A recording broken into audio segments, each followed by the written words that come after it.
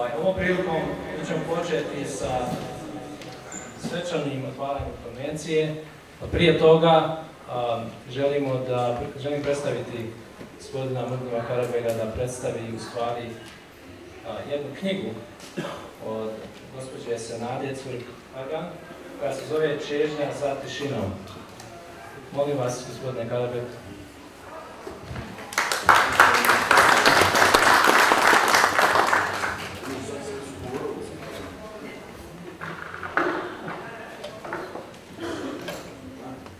Ja sam prije 2 dana zamoljen da u knjigu vam predstavim, nisam uspio jasno pročitati svu što se po običaju događa.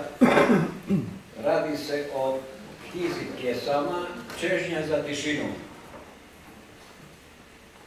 Naslov je inspirisan Srebrenicom jer gospođa Senada Cvrk-Pagan je iz Srebrenice i ona želi tišinu bez odjeka, bombi i jauka ubijenih. Ja bih zamolio Senadu Cvrk-Pagan da dođe ovamo, jer će ona nešto reći također o sebi.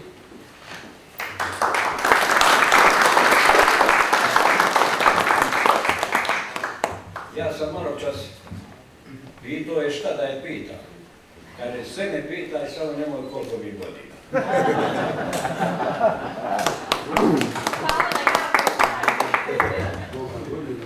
Zamolio bi Azru da i ona dođe, ona će vam prepričati 2 pjesme, naime fino pročitati njenim glasom.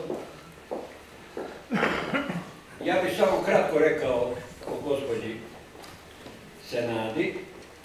Ona je živjela dugo u Srebrenici, sve do kraja 1995. Upitao sam je zašto nema u knjizi pjesama o tom jadu i belaju, a sebi sam prije toga već dao odgovor da ona to namjerno nije htjela uraditi, jer čim spomenemo Srebrenicu, sad će i pjesme da kukaju zatim, a ona je na drugi način to otkukala tužno, jer joj je majka ovdje umrla čim su došli u Ameriku prije 10 godina. I nju je to bolno pogodilo, ali kaže, bol je bila dvostruka jer se to sve događa kroz prizmu Srebrenice. Ona je sa tim posljednim kompozicijama bježala iz Srebrenice, bila je svjedok tog opšteg ljudskog haosa, oprskanom krvlju i sa potocima krvlju, tako dalje.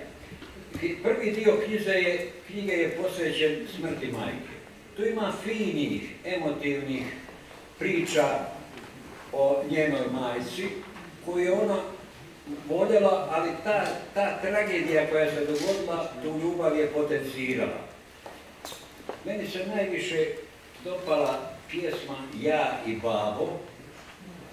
Ona priča o tome, poslije majčine smrti, jeli, kako oni sjede, tu su džezve s kafom, tu je šilta, tu je ovo, a babo je sam u dvorištu, raste kao neko usamljeno drvo i tuguje za svim onim što je bilo, što neće biti, pogotovo za mrtvi.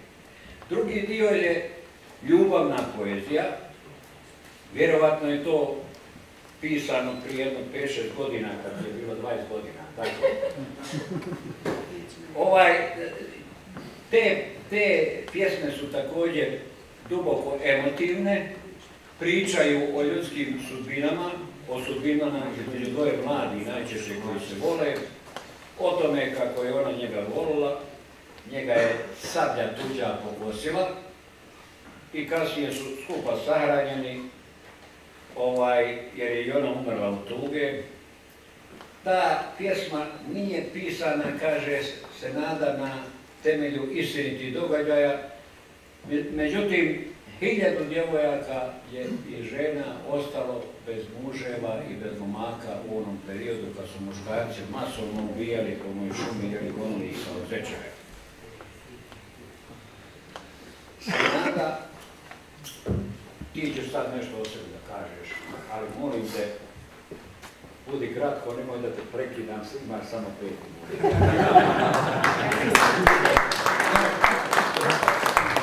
S obzirom na to da mi je 24 godine, ja ću pokušati 24 godine da stavim u 5 minuta. Prije svega želim da se zahvalim svima vama što ste izdvojili svoje dragocjeno vrijeme, da mi ukažete toliko veliku čast i zadovoljstvo da vam na svoj način prezentiram svoj produkt sna. Dugogodišnja potreba za izdržavanje mog duhovnog opterećenja, emocijama koje su me ponijele i prije i u toku rata, a posebno u momentima kada sam izgubila najdragocijeniju osobu u svom životu, to je bila moja majka Rahmetli. Njena smrt je prouzrokovala emocije koje su na neki način spavale u meni jako dugo, i posebna pjesma namijenjena moje mami Rahmetli jeste pjesma Halal, koju ću da vam ovog momenta izrecitujem.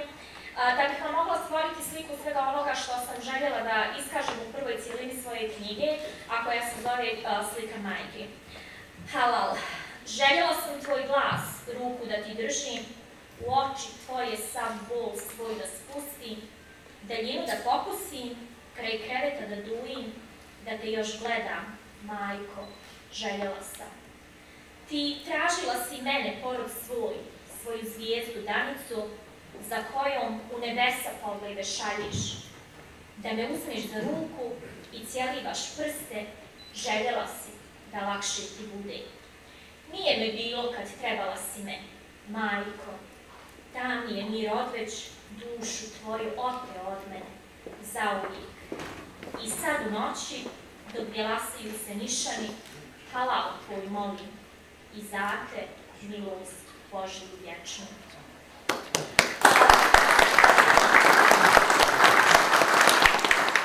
Specifično koncentrisana na sliku ove pjesme jeste način oproštaja, konačnog oproštaja mene i moje majke. Po 6 mjeseci po mom dolasku sa mojom familijom iz Bosne ovdje u Ameriku, nažalost moja majka je preselila. Taj doživljaj je na mene donio baš jedan upečatljivi dokaz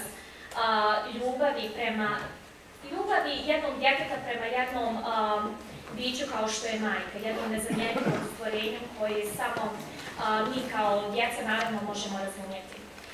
Ovo je pjesma koja će vjerovatno na moj budući rad ostaviti i najdublji pečat koji će vjerovatno nositi ono što je moja duša nosila jako dugo. Ostatak pjesama, kao što je gospodin Karabeki rekao, jeste naslovljena ljubavima koje su usmjerene prema rodnom kraju, prema također najdragocjenijem biću koji, hvala Bogu, je živ i zdrava, to je moj babo. Velika potreba meni kao djeteta i mene kao čerke jeste da nostalgija koja je prisutna svakog datog momenta jeste da kroz svoje pjesme pokušavam da napravim konekciju meni i mog babi. Druga cijelina pjesama jeste Čarolija ljubavi, u kojoj su bazirane pjesme slikovitog sadržaja. U nekim slučajevima možda istinitih doživljaja, a i nekih doživljaja koji sam ja sama iluzijama stvorila i napisala ono što ćete moći pročitati u mojoj knjizi. Kao što sam i rekla, knjiga cjelokupna je posvećena mami Rahmetli i često imamo običaj da kažemo ovo je halal knjiga. Iz razloga tog što sva prodaja od mojih knjiga ide u humanitarne svrhe. Humanitarni fond Atlanta je u suradnji sa mnom i prodaje mojih knjiga jako potenciran da pomognemo svima onima kojima je humanitarna pomoć jako potrebna, a koji se nalaze u Bosni i Hercegovini. Znači, nismo se bazirali samo na području Srebreničke opštine, bazirali smo se na sve one ljude koji se obrate humanitarnom fondu u Atlantu. Zašto taj humanitarni fond? Rodinska veza. Moj amičić, gospodin Pavel Crvek, je jedan od organizatora tog humanitarnog fonda i djeluju od 2010. Do sada su imali 18 takvih akcija i jako su uspješno sve to završili.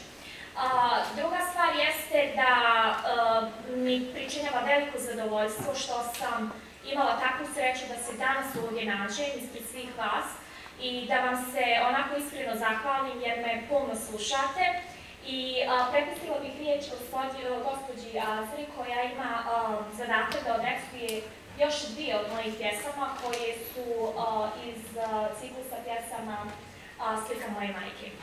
Ja vam se još jednom srdačno zahvaljujem i nadam se da nisam prekršila onih 5 minuta od 24 godine svog života i još jednom velika hvala.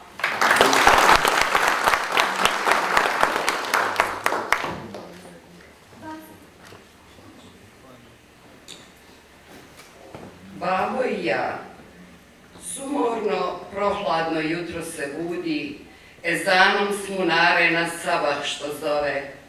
Sokakom pustim magle se vuku, koraci rijetki kaldrmom se čuju.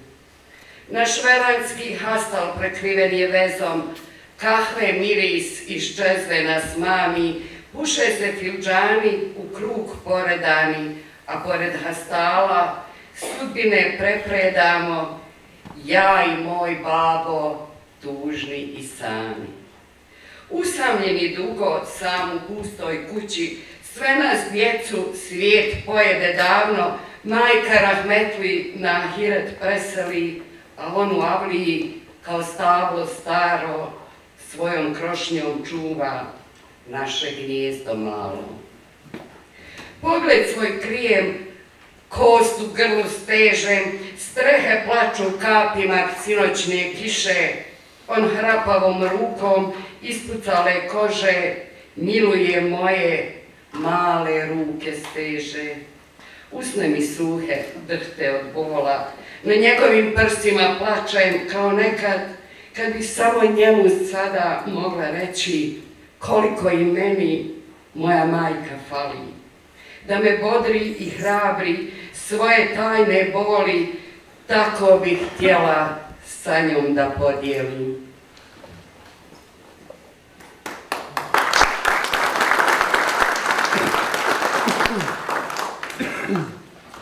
Na pragu doma mog, srušeni duvari uspomenama ječe, eho iz ćoška svakog prazninu šalje.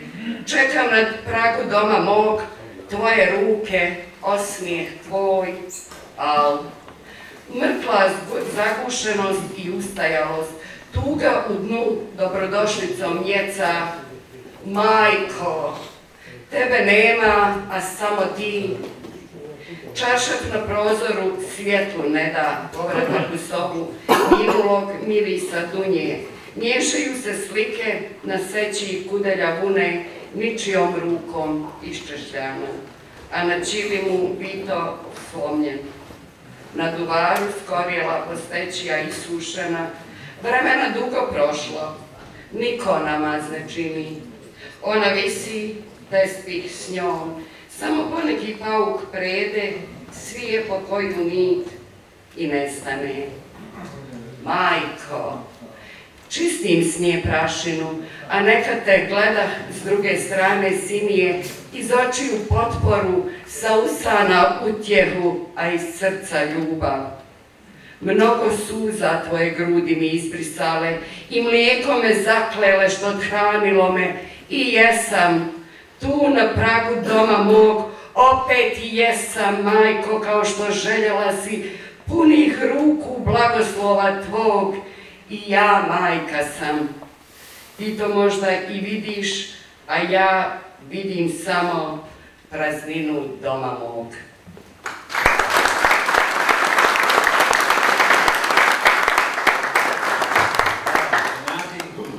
Hvala Azri. Jutro smo imali prozni dio, kažu proza je riječ razuma, a sad imamo poetski. Poetika je jezik, dušu i srca. Pa eto da se malo odmorite, ovo su vam priuštili. Hvala lijepo.